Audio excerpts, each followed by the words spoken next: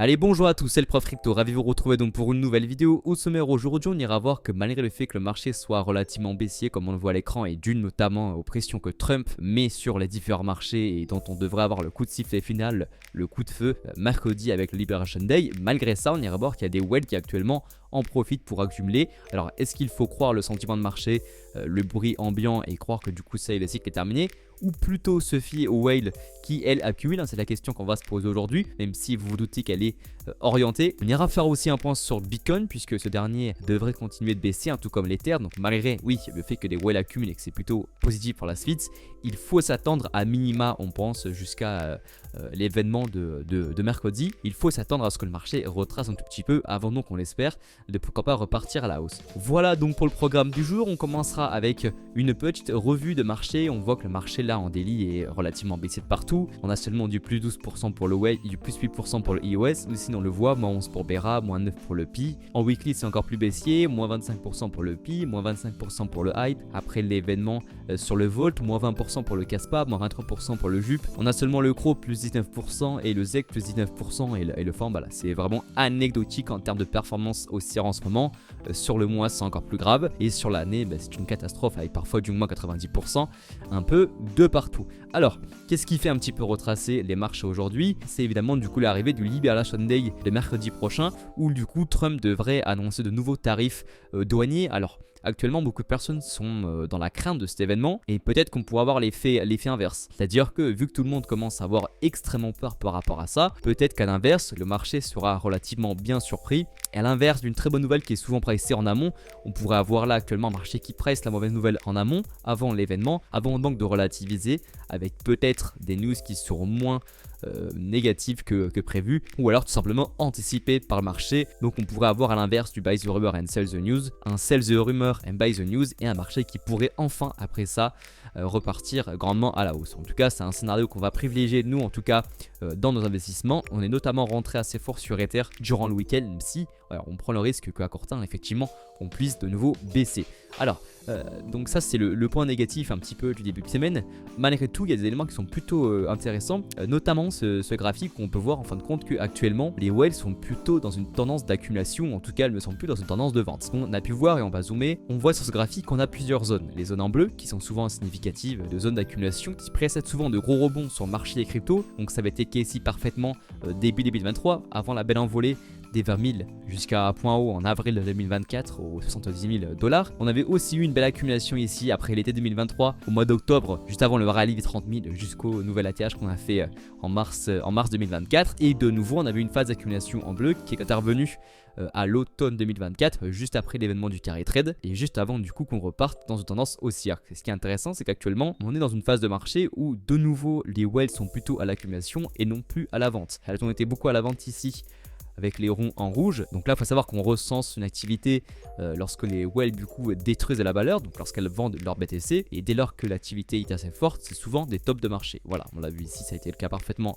en début d'année, ça avait été le cas aussi durant l'été, a fortiori ici les whales avaient eu le presque top parfait, chose qu'elles n'ont pas eu ici, donc on peut supposer encore qu'elles n'ont pas encore tout vendu puisqu'elles espèrent avoir un Bitcoin beaucoup plus haut dans les prochaines semaines, et ça avait été le cas aussi juste ici avec le Sell the News après l'approbation des ETF. Donc ce qui est intéressant, c'est qu'on n'est plus dans la phase de vente de la part des whales, mais plutôt dans une phase de réaccumulation, si on se fie évidemment à ce qui a pu être produit auparavant. Et par rapport à ça, ce qui est intéressant, c'est que dans le même temps, on voit qu'on n'a pas des whales qui se contentent uniquement de le rester figé et de ne pas accumuler, mais on les voit qu'elles accumulent assez fortement. On le voit là sur ce graphique. Actuellement, la balance des whales a nettement augmenté depuis début mars, puisque les whales ont ajouté plus de 129 000 BTC dans leur réserve, signe qu'elles sont de nouveau dans une phase d'accumulation. Et d'ailleurs, on voit que ces phases d'accumulation là ont toujours précédé par le passé des phases d'accélération haussière. Ça avait été le cas post Sell the News après l'approbation des ETF et le rallye jusqu'à l'ATH. Ensuite, ça avait été le cas de nouveau après le carry trade, et on voit qu'à chaque fois, voilà, à part cette fois-ci, à chaque fois que les whales ont de nouveau accumulé, ça a toujours précédé des phases d'accélération haussière. Donc on peut le dire en ce moment, effectivement le marché est très baissier, effectivement on se fait peur un petit peu tous les jours, mais si on se fie uniquement à Bitcoin et ce qui a pu se produire auparavant, on a le droit de penser que les whales accumulent pour envisager des niveaux de plus en plus hauts par la suite. Donc on va toujours préférer se référer à ce que font les grosses mains, les mains les plus expérimentées, comparé à ce que peut faire actuellement la masse, le vrai retail, qui a plutôt tendance à paniquer. Vous devez un petit peu le ressentir. Et si en plus on met en corrélation ce qu'on vient de voir avec le H-Ribbons, on l'a évoqué dans la vidéo de vendredi, le H-Ribbons qui a reflashé au bleu et qui a toujours été un signal extrêmement aussi à moyen terme sur Bitcoin, hein, on revoit ici à l'écran, c'est bien délimité. H-Ribbons ici accélération, H-Ribbons en bleu accélération, H-Ribbons ici en bleu accélération, H-Ribbons ici en bleu accélération, et encore une fois H-Ribbons ici accélération. Et ça avait été aussi le cas parfaitement par le passé. Et en plus de ça, on rappelle qu'on rentre dans les 10 semaines post-accélération de la M2, et ça devrait tout ou tard commencer à se répercuter sur les différents actifs et donc les pousser à la hausse. Cependant, comme on l'a évoqué, il est possible qu'encore à court terme, on se prenne un petit peu des bâches. Alors on va enlever la H-Ribbons ici et on va enlever les lignes en bleu pour se retrouver avec un graphique plutôt vierge. Alors, vu que pour Bitcoin, on a semble-t-il pas réussi à ne serait-ce que retester le range ici, je pense que là ce qu'il faut envisager, c'est qu'on ait en fait un retour sur ce niveau de support. Alors, ce serait vraiment une confluence ultime pour rentrer sur BTC. Moi je ne vais pas rentrer sur BTC, mais on va rentrer plutôt sur Ether, on ira faire un point dessus. Mais si actuellement on veut la jouer relativement safe, même pour ses entrées sur d'autres actifs, il peut être intéressant d'attendre ce niveau-là et d'attendre une réaccumulation pour rentrer massivement sur Bitcoin, parce qu'effectivement ça sera super intéressant, ou alors rentrer d'un même temps plutôt sur des ATS. Donc voilà nous ce qu'on va attendre sur Bitcoin pour rentrer assez fort sur le marché. Cependant actuellement on essaie de profiter un petit peu du retracement qu'il y a en cours sur Ethereum.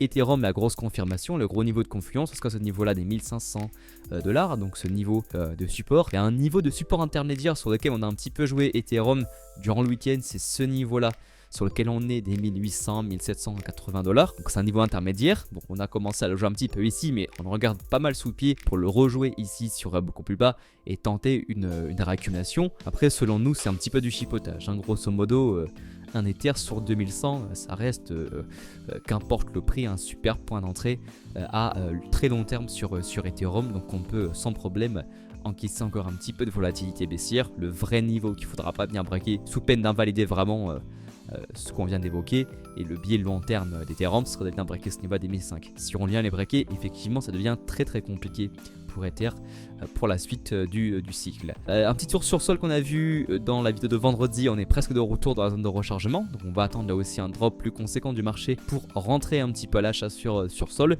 Et sinon le Plume qu'on aime beaucoup en ce moment est de retour sur le haut de son range, donc il y a potentiellement aussi un pullback à jouer et qu'on a joué un petit peu pour tout vous dire, même si on le regarde un petit peu pas mal de côté pour pallier au fait qu'on puisse réintégrer le range et rentrer dans la phase d'accumulation. Donc voilà pour la vidéo du jour sur le Prof Crypto, on espère que la vidéo vous aura plu. Pensez avant de partir à vous abonner, à lâcher un gros pouce bleu si le contenu vous plaît. C'était le Prof Crypto et nous on se dit à demain pour une prochaine vidéo. Au revoir.